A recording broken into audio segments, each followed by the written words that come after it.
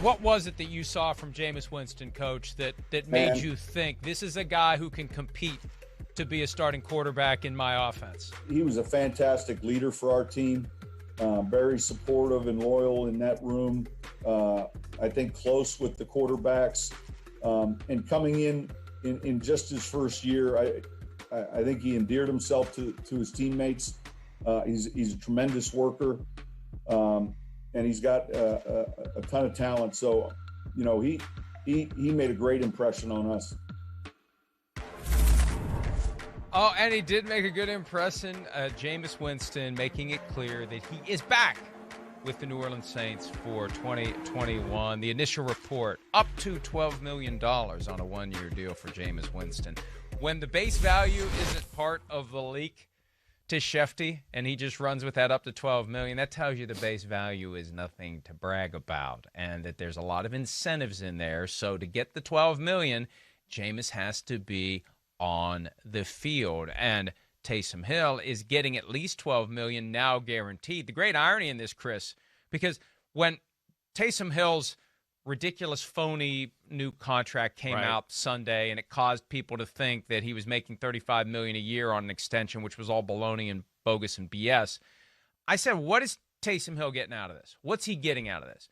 Number one, he's getting all of his money. It's all guaranteed. Number two, he's creating $7.75 million in cap space so the Saints can improve the team around him. And then they took that cap space and they used it on Jameis Winston, who's going to now try to compete with and result in Taysom Hill being the jack of all trades backup that he was, not the starter that he'd like to be. No, I mean, you're right, but it's everything we talked about yesterday. It just makes too much sense. It really does. If you're Jameis Winston, why would you not want to go back there?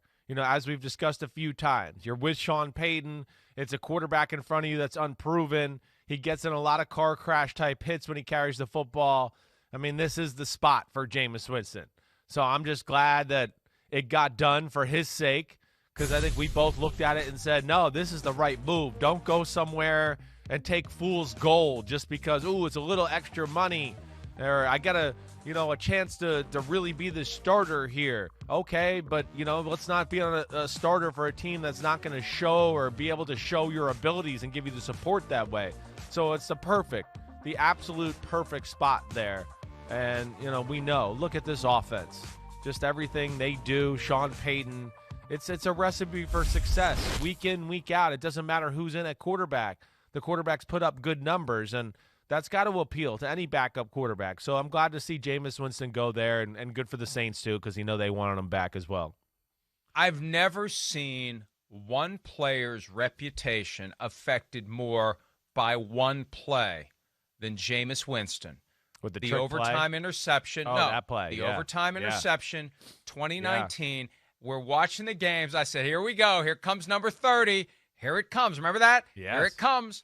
And there it came. And if he hadn't thrown that 30th interception in 2019, I think there's just a different vibe about Jameis Winston. This guy has a 5,000-yard passing season on his resume. He was the first overall pick in the draft. In his second season, he was on an MVP whisper track, and they were winning games. They had a Sunday night game that was flexed into prime time, Cowboys-Bucks. They gave the Cowboys everything they could handle. That was the first year of Dak and Zeke, and the Cowboys were really good. And they lost that game, and the Bucks kind of fell apart after that. And that's been the problem, the bigger problem with Winston. This is what Bruce Arians eventually articulated. December is when you step up, not step off. Right. And too many times Winston steps off in December. But I feel like that one interception, that one throw has caused so many people to just assume he's garbage. He's not. That doesn't mean he's going to be the starter. Yeah. He's got to win the job, and then he's got to prove it. But let's just not write this guy off because he had a 30 interception. He's the first 30-30 guy in league history.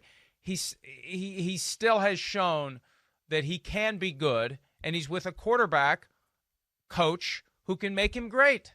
Yeah, no doubt. I mean, what he did with what you're saying, he gave everybody the headline of the narrative, right? That's what he did.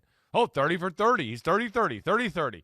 Oh, he's careless with the football. Look at that last play of that last game he started as a starter. Oh, yep, that's right. Interception, pick six. That's how they lost it. He let the narrative, become real that way. And listen, it should be to a degree. He was careless with the football at a lot of the times. You used to talk about it all the time. He didn't know when to abandon, ship and just throw the ball away, let the play die, take the sack, punt the ball, whatever.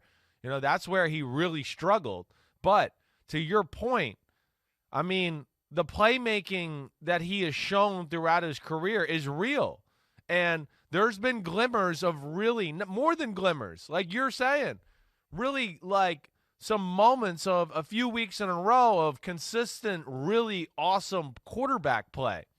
And I know we talked about it last year when he was a free agent, and we tossed it around because you and I were hearing the same things. There was, I think, a lot of coaches who were studying him coming off the Tampa Bay Buccaneers who were a little blown away by what they saw. I don't think they realized how good he was, all the good that you're talking about. Whoa, what a great throw. Whoa, the pocket's collapsing. Ooh, he moves better in the pocket than I thought. Ooh, look at him getting outside the pocket. Man, he's a better athlete than I thought. Whoa, what a throw again. I think there was a lot of that. And that's what I think Sean Payton sees, and we're going to see. He's got if he's the real quarterback whisperer, if he can get Jameis Winston fixed. But I am hopeful of it, and I see the talent like you do. I'm glad you reminded me of that dynamic that always troubled me about Jameis Winston. And one of the very limited things that I can bring to this job from my own athletic experience is the effort consistently to try to do more than my body would let me do. So I know it when I see it. And that's the one thing I can spot. An athlete who is not aware of his or her own limitations. And I remember the first time I saw it with Jameis Winston, Florida State, Oregon, semifinal game, when it was that goofy thing where the referee fell down. And the ball slipped out of his hand, right? It's like you just have to know where the limits of your God-given ability are, and you can't try to go beyond it. And that's been the fatal flaw for Jameis Winston. Far too often he tries to do more than he's capable of doing, and that is one thing that I'm sure. And the fact that we haven't talked about it in a year, now it's not like he had a bunch of opportunities, but that's going to be something Sean Payton irons out. You can't do things that you just can't do. That's job number one. You got to figure out what you can do and stay within those boundaries, stay in that backyard. And if he just does that, if he just masters that self-awareness on the field, he could be a hell of a lot better than he was in Tampa Bay. Definitely. Like just learning to, call it quits on certain plays, to realize, like John Gruden used to say, like, hey, the defense won this play. There's nothing wrong with that. They got professionals. They got $1 million players over there, too. They're going to win some of those plays. But when they win those plays, don't, compound it and make it a disaster, or that they totally dominate you because now you take a 7-yard sack, or you try to force a ball because nobody's open and you try to do something that way. No. That's where, like, Rodgers and Brady are great. Oh, I'm about to get sacked. Let me throw it away. Oh, it's still 2nd and 8, or it's still 2nd and 10. We're not in a bad spot, something like that. Oh, man, everybody's covered. There's nothing there. Okay, let me give it one more pat to see if somebody else comes open. No, they're not. All right, I'm going to get the ball out of my hand, get it away. All right, still 2nd and 10. We're okay.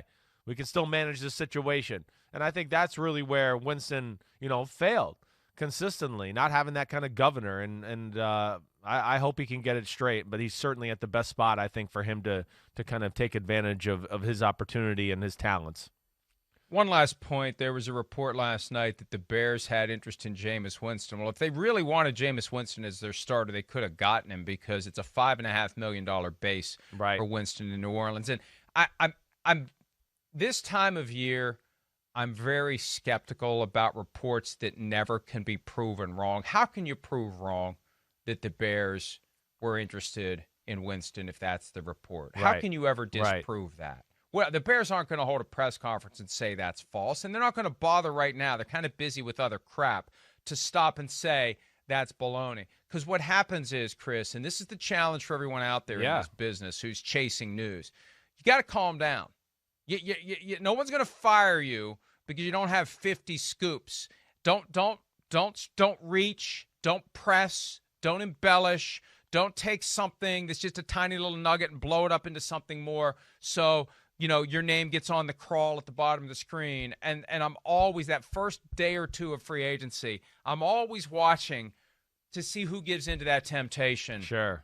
when they see it's all flying fast and furious, and I got to add something to this. Oh, the Bears were interested in Jameis Winston. Okay, thanks. Well done. The Bears I were know. interested in Jameis Winston. Congratulations. You're right. You got to be careful. It's like we always talk about. This is a time of the year you don't want to really listen to agents a whole lot because you don't know what they're selling you a bill. How many guys took less than they could have gotten elsewhere? Yeah. They all did. Right. It's the bill of goods, everything like that. No doubt about it. They're going to sell you, on that player or the market that there is for him. And that was one when you see it and you just go. You got to be able to sift through the crap and the baloney there and go that doesn't make sense. I mean, Nagy and Pace, they have a quarterback stigma all over them. Are they really going to bring in Jameis Winston and go, yeah, this is the guy we're going to stake our claim to? This is the guy. That's a disaster for both. I mean, just on base level common sense NFL knowledge, that's where you got to just a little go, wait, that doesn't make sense for the Bears. It doesn't make sense for Jameis Winston. Can that really be real? And I think that's what you're talking about here with this one. Hi, I'm Mike Tirico, and thanks for watching. Make sure to hit subscribe for the latest news and highlights from NBC Sports.